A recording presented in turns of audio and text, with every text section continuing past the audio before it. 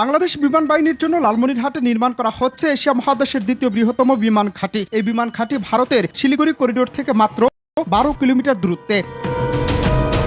অত্যন্ত শুরুতে করিডোর দিয়ে ভারতের মূল ভূখণ্ডের সাথে পূর্বাঞ্চলীয় সাতক্ষীরার যোগাযোগ রক্ষা করে লালমনিরহাট বিমানবন্দর থেকে মাত্র 2 মিনিটে ভারতের শিলিগুড়ি করিডোরে হামলা করা সম্ভব। বাংলাদেশের চিকেন নেক এর কাছাকাছি বিমান ঘাঁটি নির্মাণ করায় আপত্তি জানিয়েছে ভারত।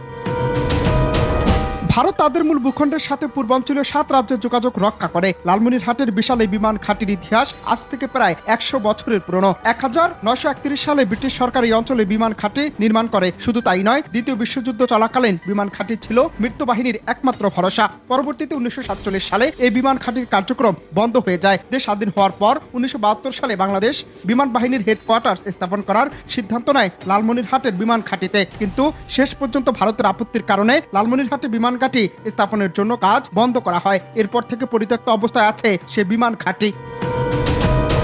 তবে গুরুত্বপূর্ণ বিমান ঘাঁটি লালমনিরহাট বিমান ঘাঁটির আয়তন প্রায় 2000 একর পর্যন্ত। এই বিমানবন্দরে 4000 কিলোমিটারের মধ্যে রয়েছে এমন অসংখ্য যুদ্ধ বিমান অবরোধ করা সম্ভব হবে, যেটি ভারতের দুশ্চিন্তার অন্যতম কারণ বর্তমানে। কারণ লালমনিরহাটের বিমান ঘাঁটি এতটাই বিশাল যে সেখানে কমপক্ষে 50 থেকে 70টি যুদ্ধ বিমান একসঙ্গে উড্ডয়ন করতে পারবে। দীর্ঘদিনের হাসিনার সাথে তাল মিলিয়ে বাংলাদেশের উপর যে কর্তৃত্ববাদী ক্ষমতা প্রয়োগ করছিল ভারত, তা অচিরে শেষ হয়ে যাওয়ার খবরে নড়বড়ে অবস্থা হয়েছে বর্তমান ভারত সরকারের। শাসনবাদী অবসান হওয়ার পাশাপাশি হুমকির মুখে পড়ার আশঙ্কা থেকেই নানান তালবাহানা করছে ভারত সরকার।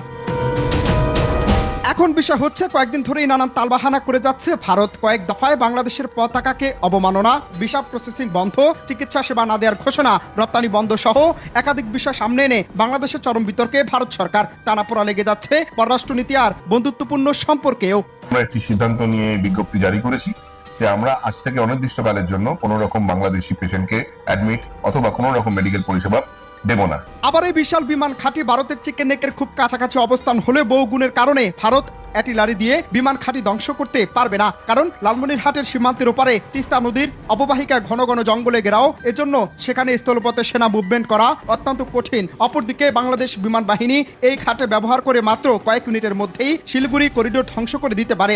আর শিলিগুড়ি করিডোর ধ্বংস করে দিতে পারলে ভারতের মূল ভূখণ্ডের পূর্বাঞ্চলীয় 7 রাজ্যের যোগাযোগ সম্পূর্ণ বিচ্ছিন্ন হয়ে যাবে। টানা কয়েকদিনের ভারতের অযৌক্তিক কর্মকাণ্ডের প্রশ্ন জাগছে নানান মহলে। 2 ডিসেম্বর ভারতের বাংলাদেশের দূতাবাসে অপ্রত্যাশিত আক্রমণ, বাংলাদেশের জাতীয় পতাকাকে ছিঁড়ে ফেলা সহ এমন বেশ কয়েকটি কাজে মুখ খুলতে শুরু করেছে বাংলাদেশের বর্তমান অন্তর্বর্তীকালীন সরকার। মমতা ব্যানার্জির বাংলাদেশ ইস্যু নিয়ে শান্তিরক্ষা বাহিনী পাঠানোর মন্তব্যে কড়া বার্তা দিয়েছেন পররাষ্ট্র উপদেষ্টা তৌহিদ হোসেন। এই সরকার কোনো ধরনের কোনো সাম্প্রদায়িক কার্যকলাপ সেটাকে বরদাস্ত করবে না, এবং সেটা হিন্দু বলে কথা নয়, মুসলিম বলে কথা নয়। আমরা সবাইকে সমান চোখে দেখব, এবং এই মেসেজটা আমরা সবাইকে দিতে চাই, পার্টিকুলার কোনো একটা অংশকে না, সবাইকে এই মেসেজটা দিতে চেয়েছি। এবং এটাও আমরা বলেছি যে এ ব্যাপারে আইন তার গতিতে চলবে, এবং সেখানে যদি কেউ বিশৃঙ্খলা সৃষ্টির চেষ্টা করে অবশ্যই সেটাকে শক্ত হাতে দমন করা হবে। এই মেসেজটা সবার কাছে গেছে। এখন আপনি যেটা বলছেন যে পার্টিকুলার কাউকে, এটা আমরা যখন সরকারি পর্যায়ে যখন কোনো রিয়াকশন আমরা দেখি, আমরা সেটা প্রতিবাদ করি সরকারিভাবেই, সেটাই।